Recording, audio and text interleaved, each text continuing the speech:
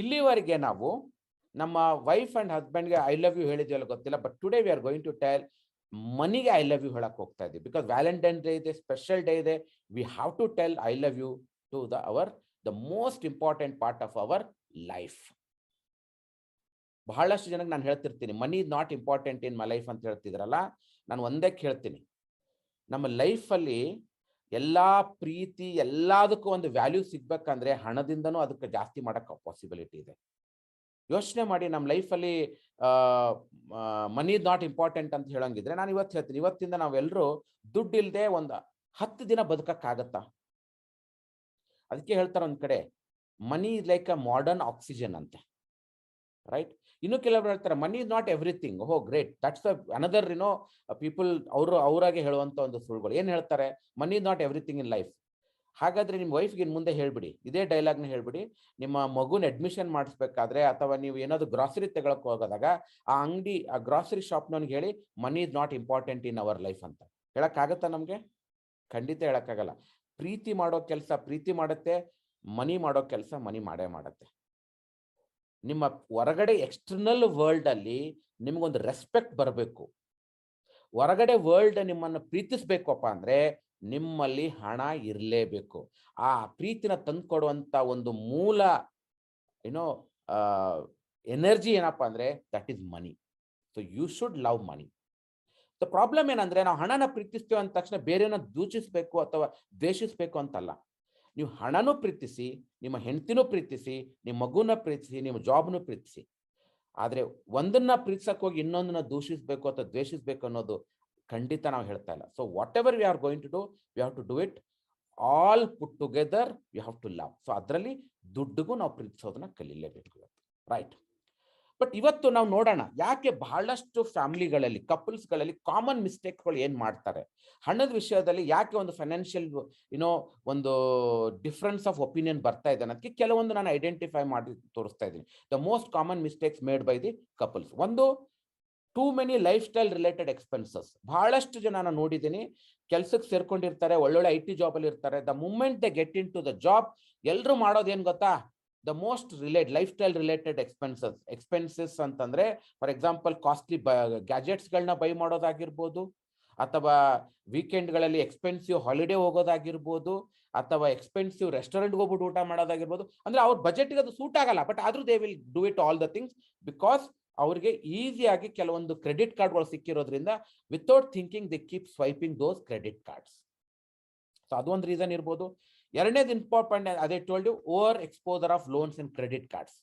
ಇವತ್ತು ಎಲ್ಲಾ IT ಕಂಪ್ನಿಗಳಲ್ಲಿ ಒಳ್ಳೊಳ್ಳೆ MNC ಮಲ್ಟಿ ನ್ಯಾಷನಲ್ ಕಂಪ್ನಿ ಕೆಲಸ ಮಾಡಿದ ತಕ್ಷಣ ಎಲ್ಲಾ ಕಂಪ್ನಿದವ್ರು ನಿಮ್ಗೆ ಫೋನ್ ಮಾಡಿಬಿಟ್ಟು ನಿಮಗೆ ಸ್ಪೆಷಲ್ ಕ್ರೆಡಿಟ್ ಕಾರ್ಡ್ ಕೊಡ್ತಾ ಇದೀವಿ, ಸ್ಪೆಷಲ್ ಲೋನ್ ಸಿಗ್ತಾ ಇದೆ, ಹಂಗೆ ಹಿಂಗೆ ಅಂತ ಹೇಳ್ಬಿಟ್ಟು they are bombarding with lot of marketing.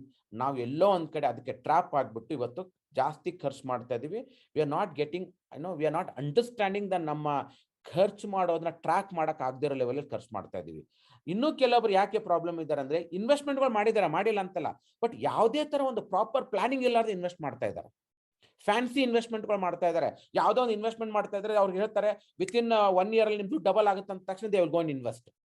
ನೌಡೇಸ್ people are talking about lot of short cut investments also.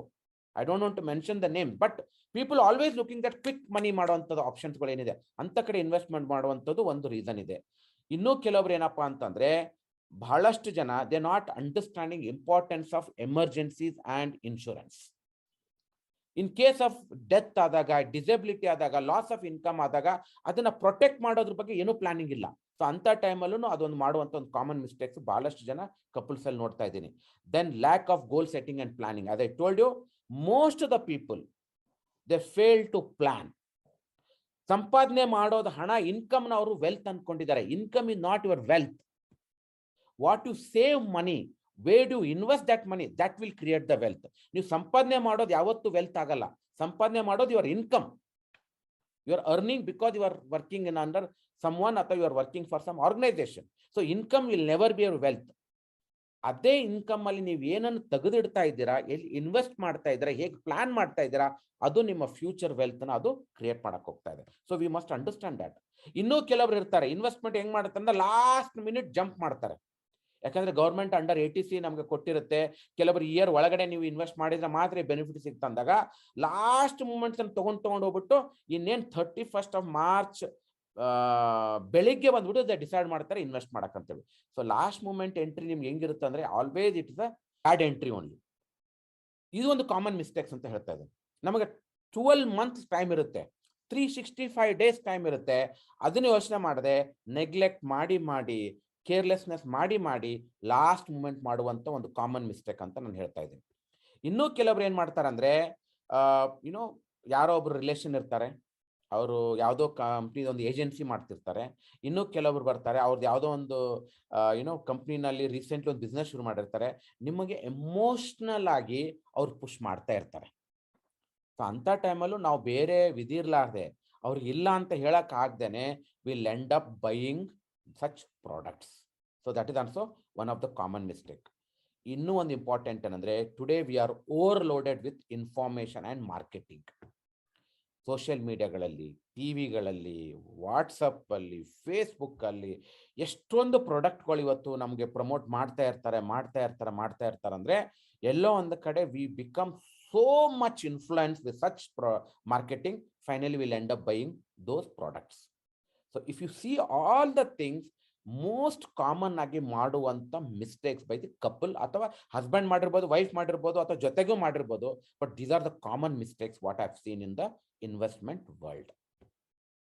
So ಹಾಗಾದ್ರೆ ಸರ್ ಇವತ್ತು ನಾವು ಈ ಮಿಸ್ಟೇಕ್ಸ್ಗಳನ್ನ ಅವಾಯ್ಡ್ ಮಾಡಿ ನಾವು ಹೇಗೆ ಪ್ಲಾನ್ ಮಾಡಬೇಕು ಅಂತ ಕೇಳಿದ್ರೆ, first and foremost in the investment is very very important. ನೀವು ಯಾವುದೇ ಇನ್ವೆಸ್ಟ್ಮೆಂಟ್ ಮಾಡಬೇಕಾದ್ರೆ 2 ಇಂಪಾರ್ಟೆಂಟ್ ಕ್ವಶನ್ಸ್ ನಾವು ಕೇಳಲೇಬೇಕು. ಒಂದು ಪರ್ಪಸ್, ಇನ್ನೊಂದು ಎಷ್ಟು time period.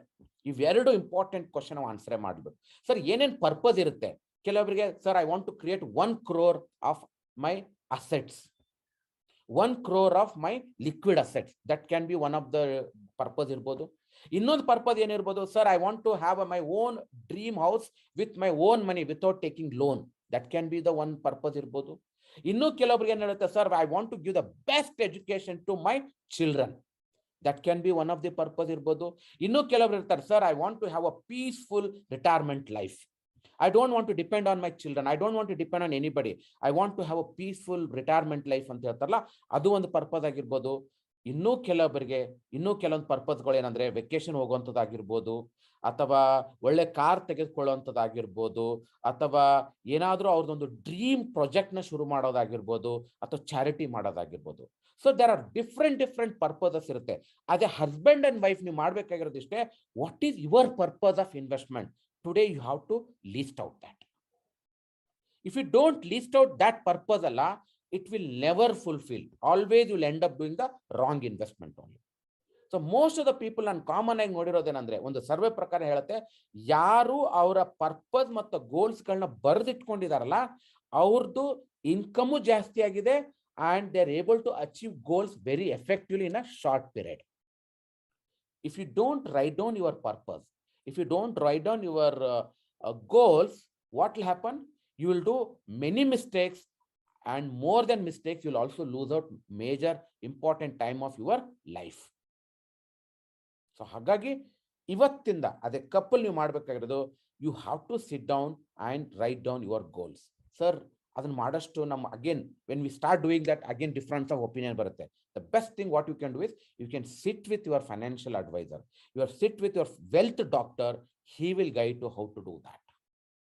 It is very simple methods, we can do that. So ಹಾಗಾಗಿ ಯಾವುದೇ ಒಂದು ಇನ್ವೆಸ್ಟ್ಮೆಂಟ್ ಶುರು ಮಾಡೋಕ್ಕಿಂತ ಮುಂಚೆ we should understand the purpose and how much time we are going to give to achieve this, how much time we have to achieve these goals. If ಎರಡು ನಾವು important ಆಗಿ ಮಾಡ್ಕೊಂಡ್ರೆ rest everything will be taken care. Thank you for watching this video. Please subscribe it, share it, like it, or press the bell icon button for regular updates. If you have any questions, kindly write into the comment section. Thank you. Mutual fund investments are subject to market risks. Read all scheme related documents carefully.